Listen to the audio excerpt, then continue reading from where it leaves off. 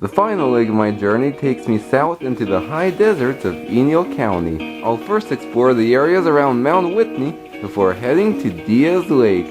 Have you ever seen the far side of a mountain swallow the sky? As you travel through the valley, as you're speeding still far behind, through the valley where lovers fly. Have you ever seen the locusts fling their wings right after a play, like ascending up a dark cloud in the sunlight to end? Oh well, this is why I love traveling to this part of the country at this time of the year. That right there. Yes, it will follow the right hand. Have you ever seen the quiet indecision of a man? Oh man, what a strange cactus.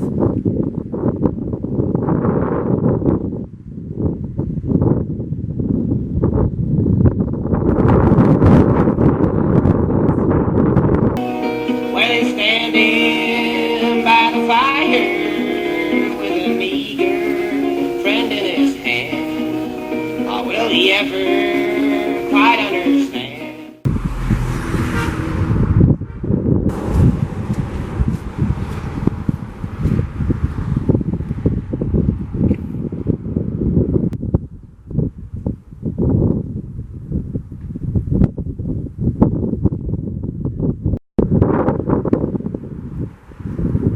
It will follow the rain. I said, oh my friend, it will follow the rain. Have you ever seen your baby getting caught by the lonesome wind, and the whistling around the corners telling you they have let her in? Separation can now begin. We are still enforcing our permanent irrigation scheduling. Customers are responsible for watering on the correct days at the correct times. Taking my mind back in time. You wouldn't know like I love unless you live. I know.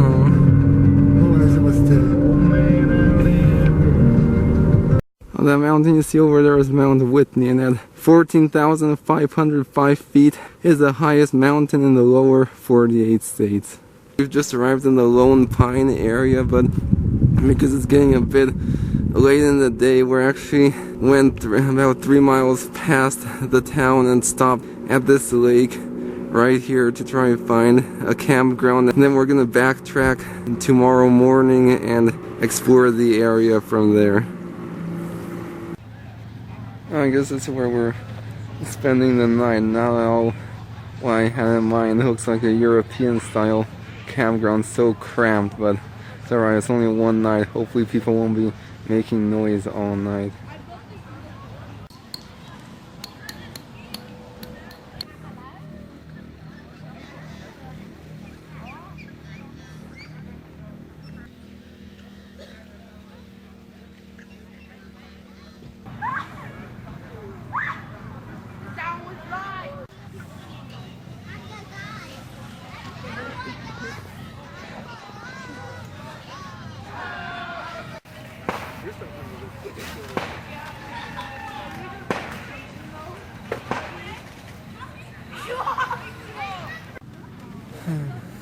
I don't think I'm going to sleep tonight.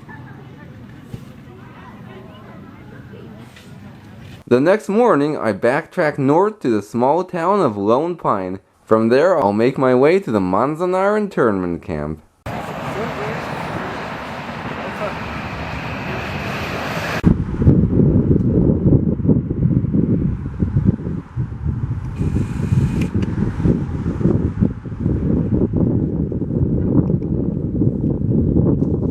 In the winter of 1861, a group of pioneers built a cabin to ride out the winter. And over the next 2 years, a settlement began to develop, which would eventually come to be known as Lone Pine.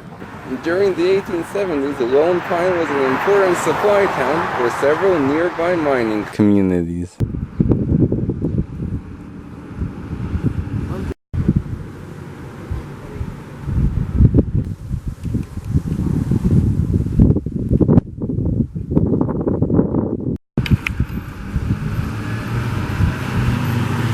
Mamy się zdziwiła, że w Francji przepuszczali.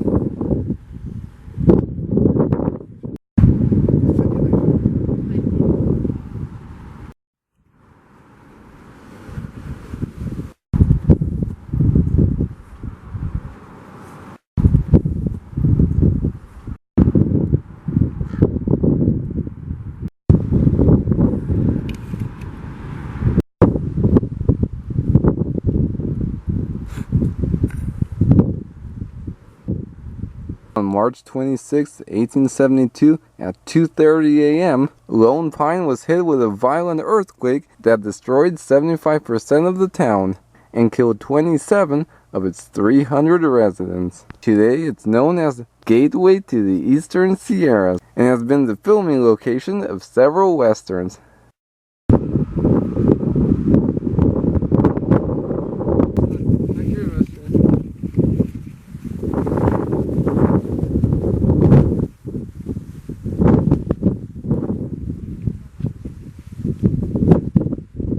In 1942, following the Japanese attack on Pearl Harbor, Democratic President FDR issued an executive order, and shortly after, the U.S. government began constructing a series of internment camps which were used to detain any Americans with Japanese ancestry, and the oldest and most infamous of those camps was Manzanar. From 1942 to 1945, more than 100,000 Japanese men, women, and children were interned in 10 different camps throughout the country, about 2/3 of whom were U.S. citizens. In March of 1942, the first prisoners arrived in Manzanar, just a portion of the 11,000 that would eventually end up incarcerated here.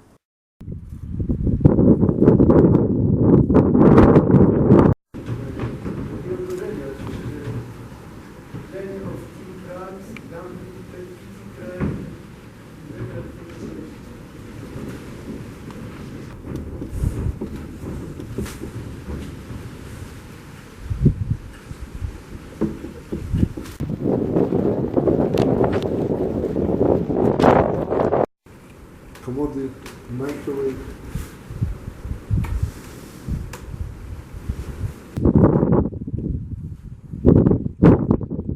Well, yeah, here you can see over time the detainees were given slightly better living conditions, although privacy was still an issue. But as you can see, this barracks is much more livable than the one we were at a bit earlier.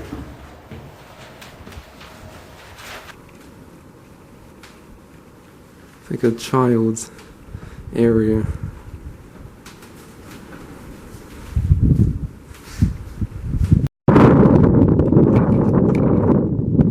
Now, lack of privacy was a major issue, especially since the camp had communal latrines. And right now I'm inside the women's latrine. Each residential block also had a communal mess hall, laundry room, recreation hall, ironing room, and a heating oil storage tank. And this right here was the dining hall. At the beginning, the detainees were mainly only fed rice due to government-imposed meat rations, but then after 2 years they were actually allowed to start having livestock like chickens and hogs, so they were finally able to eat meat. Mesquites.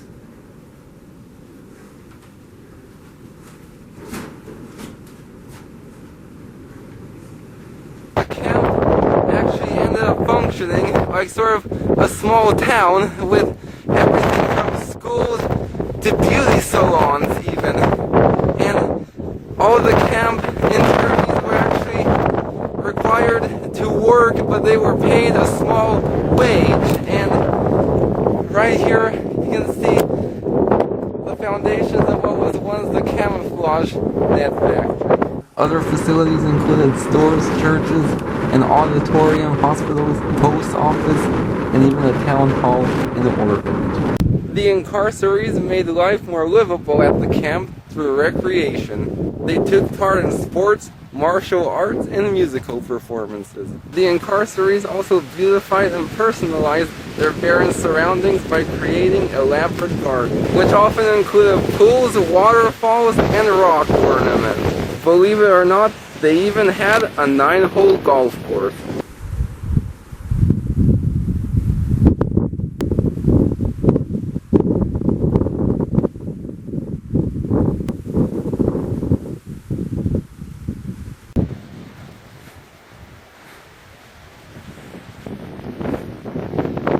And during the time of the camp, this whole area would have been full of water and it would have been a beautiful Japanese-style garden.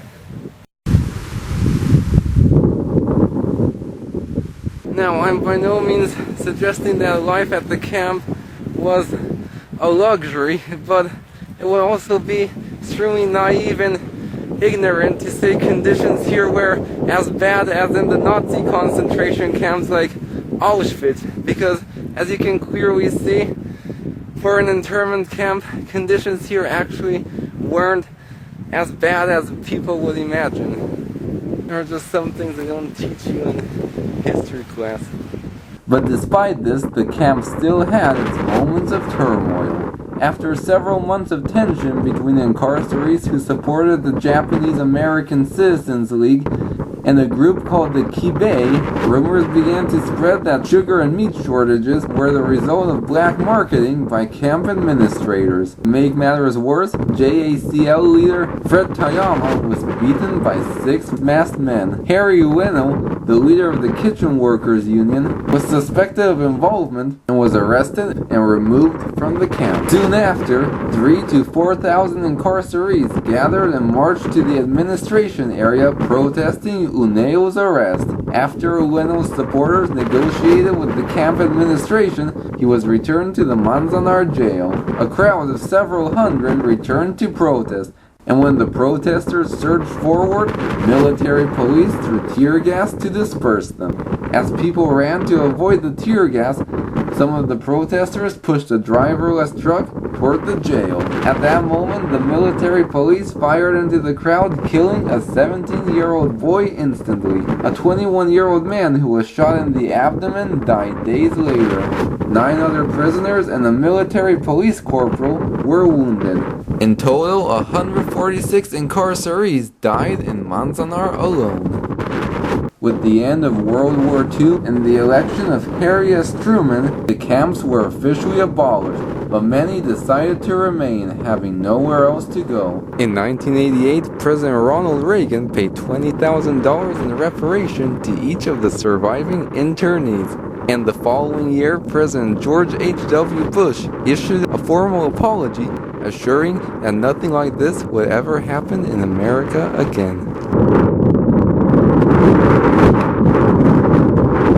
From Manzanar, I proceed to my final destination, the spectacular Alabama Hills.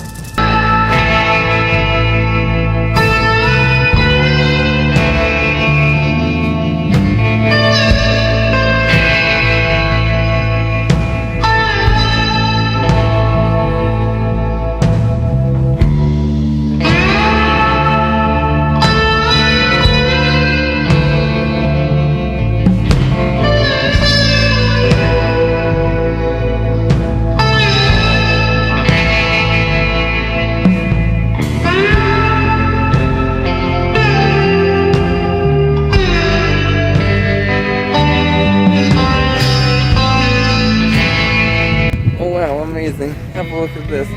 I'm finally here. This is a part of California I've been trying to get to for several years now, and finally I'm here. I can't wait to explore. Look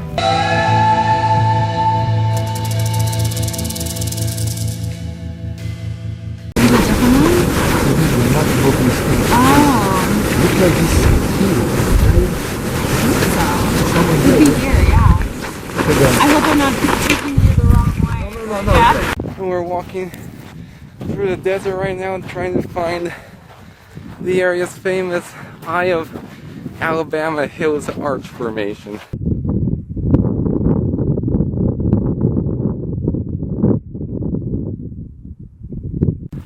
No one seems to know where this arch formation is.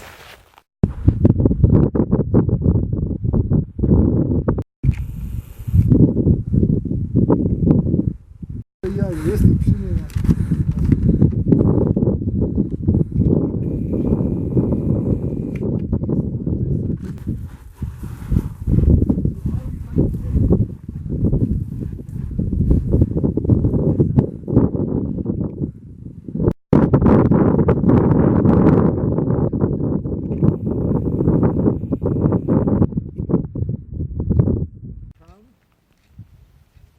To też mam dojść do mocy, ale potem nie wracam.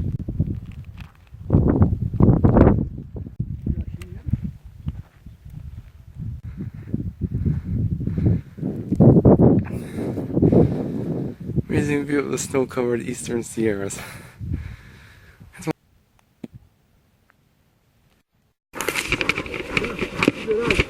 You have to stay on the bottom and to the right.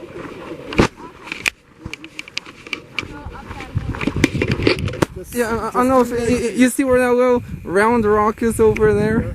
Yeah. Yeah, that's the arch. Oh. Yeah.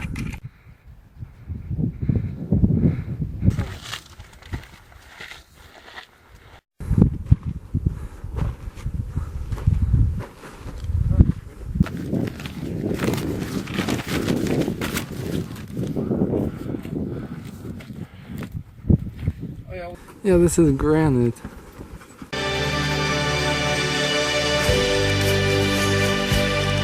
Seen the sunrise on the plains in Oklahoma.